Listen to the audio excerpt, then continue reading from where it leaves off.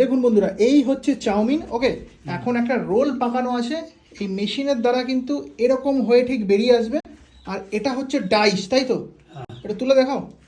ডাইসের মাধ্যমে কিন্তু চাউমিন যেরকম করতে চায়, মোটা কিংবা সরু, সেই অনুযায়ী হবে। আর এই হচ্ছে চাউমিন। ওকে, ডাইসটা সেট করে দাও।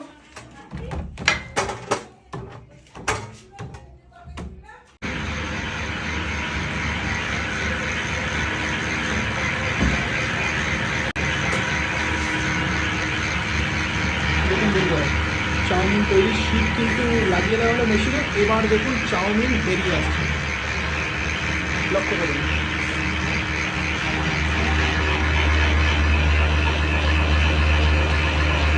এই বেরিয়ে আসছে আমরা নিত্যদিন যে চাউমিনগুলো খেয়ে আসি, সেই চাউমিন। দেখুন, লক্ষ্য করুন।